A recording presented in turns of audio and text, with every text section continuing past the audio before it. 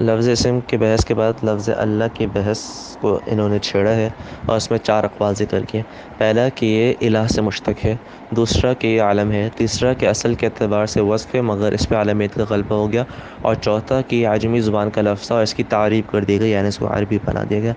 پہلے قول کی تفصیل یہ ہے کہ لفظ الہ سے مشتق ہے، اصل میں لفظ الہ کے حمزہ کو حذف کر کے اس کے بدلے الف لام لیا ہے۔ اب اس کی دلیل یہ ہے کہ یہ الف لام جو ہے وہ تعریف کا نہیں بلکہ تعویض کا ہے، کہ جب آپ اس پہ یا حرف نداء داخل کرتے ہیں تو اس کا حمزہ ساکت نہیں ہوتا، یا اللہ کہا جاتا ہے، حالانکہ الف لام تعریف کا جو حمزہ ہے وہ حمزہ وصلی ہوتا ہے جس کو یا حرف نداء کے داخل ہونے کی صورت میں ساکت ہو جانا چاہیے تھا، ساکت نہیں ہوا تو معلوم چلا کہ یہ جو ہے تعویض کے لیے ہے، تعریف کے لیے نہیں۔ البتہ الہ اور اللہ میں فرق یہ ہے کہ اللہ کا استعمال معبود برحق کے ساتھ خاص ہے، جبکہ الہ کا استعمال اصل کے اعتبار سے ہر معبود پہ ہوتا تھا، چاہے وہ برحق ہو چاہے وہ باطل ہو۔ بعد میں پھر الہ کا استعمال بھی معبود برحق کے لیے جب ہونے لگا تو اول اشتقاق سے فرق کرنے کے لیے اس میں تبدیلی کر دی گئی۔ اب اس کے پھر مادہ اشتقاق کے اندر جو ہے مصنف نے کئی اقوال ذکر کیے ہیں۔ پہلا قول یہ ذکر کیا ہے کہ یہ مشتق ہے الہ یألہ الوہۃ الوہیۃ الہۃ سے، جس کے معنی آتے ہیں عبادت کرنے کے۔ دوسرا قول یہ ہے کہ یہ مشتق ہے الہ اذا تحیر سے، یعنی پریشان ہو جانا، کیونکہ عقول اللہ کی معرفت میں حیران پریشان ہوتی ہیں۔ تیسرا قول یہ ہے کہ مشتق ہے الہت الی فلان سے، یعنی سکنت الیہ، کہ فلاں کے پاس جا کے سکون پانا، کیونکہ دل جو ہے اللہ کے ذکر ہی سے اطمینان پاتے ہیں، اور جو روح ہے وہ اللہ کی معرفت ہی سے اس کو سکون حاصل ہوتا ہے۔ چوتھا قول یہ ہے کہ یہ مشتق ہے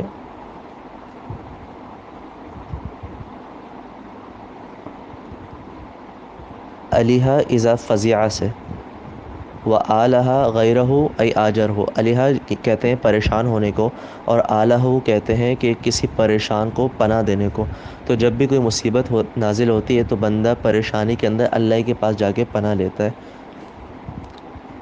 معبود کے پاس جا کے پناہ لیتا ہے۔ اگر وہ معبود برحق ہے تو اللہ سے پناہ لیتا ہے، یا اپنے نظام باطل کے مطابق جو بھی اس کا معبود ہے اسی سے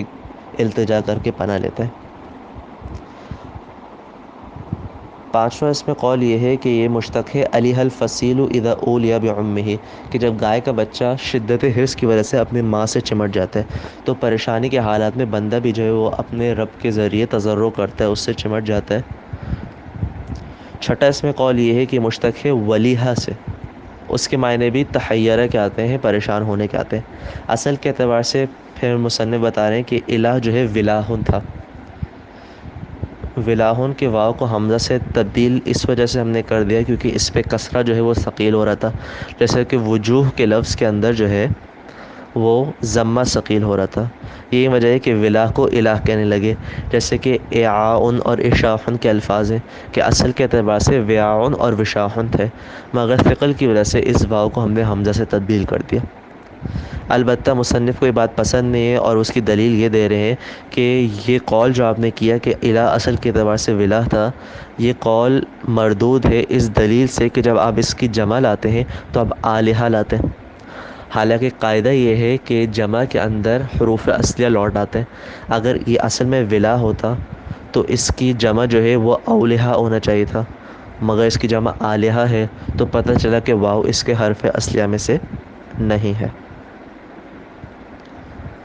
ساتواں قول یہ ہے کہ یہ ہے لاہ یلیہ لیہن و لاہن سے،